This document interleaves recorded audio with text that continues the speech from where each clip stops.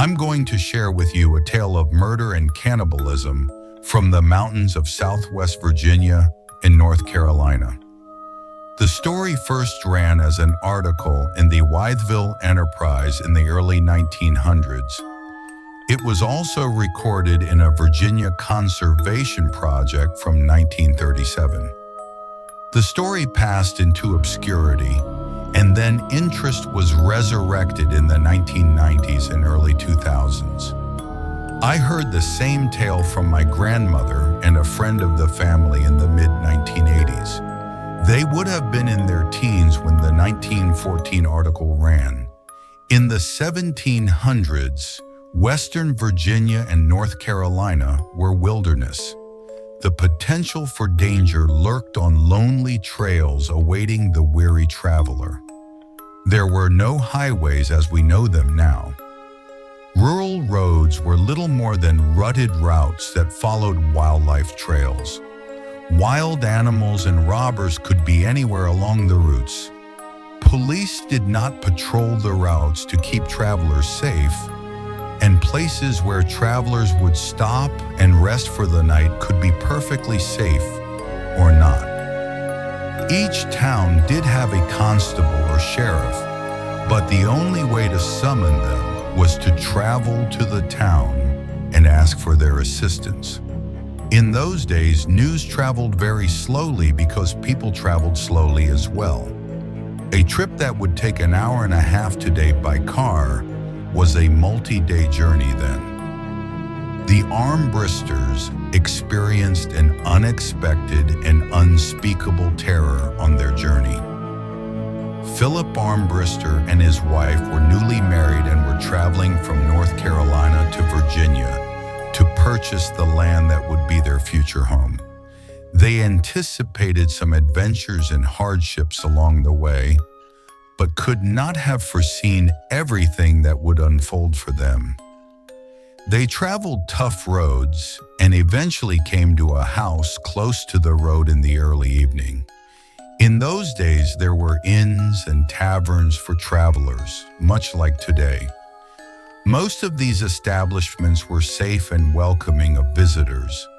A few of the homes harbored secrets soon to be uncovered by an unlucky traveler, and people did disappear sometimes. Philip and Mrs. Armbrister stopped their horses in front of the tidy and inviting inn. They thought they could smell delicious food cooking. A beautiful woman sat outside on the porch, dressed very fashionably. She spoke to them and invited them to stay the night. The couple noticed she wore a lot of jewelry. The couple felt safe spending the night at this inn, assuming the owners had enough wealth of their own that they would not need to rob weary travelers. They dismounted from their horses and a servant helped them to carry their bags to their room and then tended to the horses. Dinner was simple, but filling the hosts served kraut and dumplings with stewed pork and ale. The supper tray was overflowing with crisp kraut, firm dumplings, and tender pork that fell from its bones. Mrs. Armbrister's body suddenly stiffened, and she looked up and across the table at her hosts. She had stopped eating quickly and stood abruptly, excusing herself to the bedroom because she did not feel well. She bid Philip to assist her. He politely excused himself to go with her. After the door was shut, she whispered to him in a serious tone, "We must leave." "Now," she said. "Look."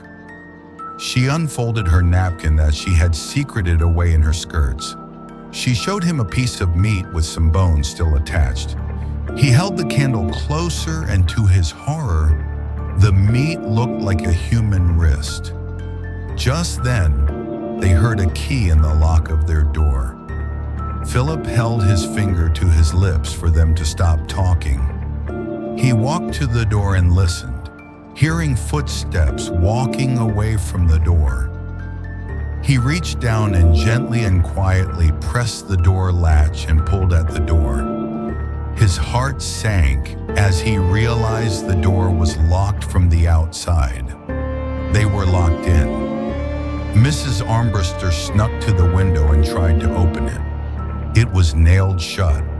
She could see the nails protruding from the sash. Philip stood by the door.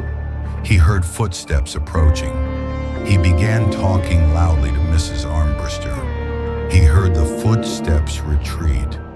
Each time they heard footsteps in the hallway, they began talking loudly to one another, announcing to the approaching person that they were not asleep and not defenseless. The footsteps retreated each time. Eventually, the house was quiet long enough for the Armbristers to be satisfied, and they were able to open a window and escape. Eventually, they came to another home, miles away. They banged on the doors and windows, and the man of the house came to the front door in his nightclothes. "Help! Murder!" Philip yelled. Philip was ready to shoot if this person also wanted to possibly harm him instead of helping him. Philip explained what had happened. "I wondered what was going on over there." The neighbor had some suspicions about the innkeepers that were now confirmed. He agreed to ride with the Armbristers to the next town and rouse the sheriff. They located the sheriff and explained what had happened, and several men set out toward the inn to investigate. When the sheriff and his party arrived at the inn, the servant answered the door and tried to slam it and run when he saw Philip. Several of the men forced their way into the dwelling, as others kept watch at the barn and the other door. They caught the innkeeper in the smokehouse and the young woman trying to leave from the back door. The three were detained outside as the sheriff and several others went inside to search the house and the outbuildings. The smokehouse and the kitchen held the most gruesome surprises in store for the party. Hams that did not quite look like they originated as swine hung in the smokehouse from hooks. In the kitchen, several pickle barrels and kraut crocks lined the stone walls.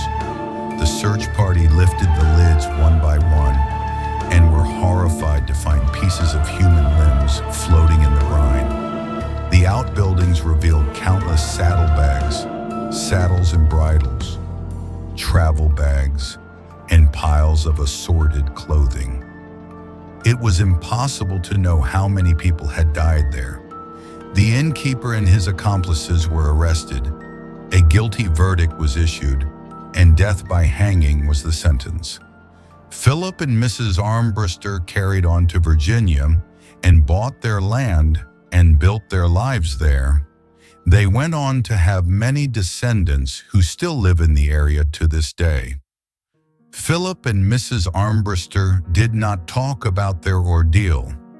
Philip and Mrs. Armbrister did not talk about their ordeal in the wilderness. Philip shared his story once to a relative in his old age. Mrs. Armbrister never talked about it. The relative recalled the story and told it again when he was elderly. An inn was built on the Armbrister property, and the tale was included in an inventory of the building a century later when the building was a historic property. The tale nearly died with its storytellers. It was recorded in a letter again and then forgotten. The local newspaper ran a story about Philip and Mrs. Armbrister's journey in the early 1900s. The tale found a new audience.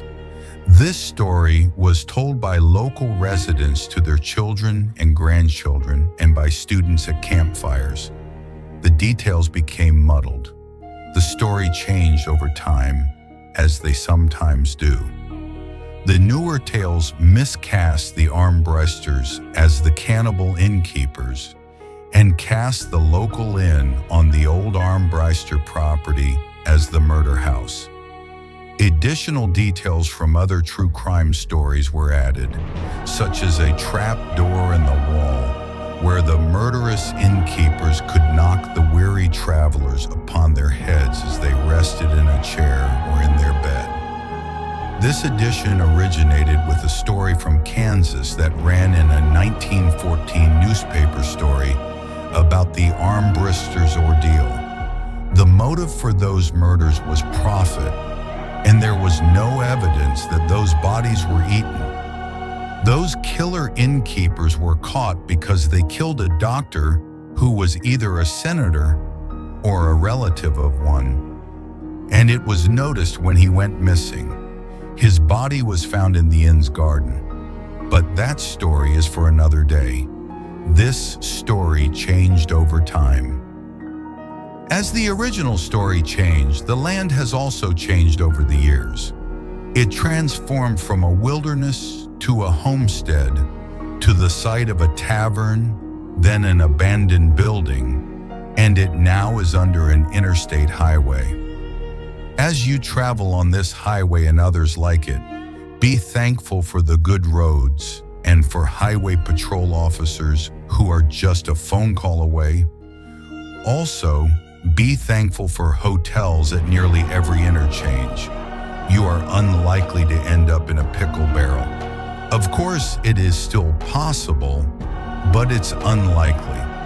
Remember this the next time you travel and feel slighted about the hotel lacking your favorite amenities. Remember this before you write a scathing Airbnb review. It could always be worse.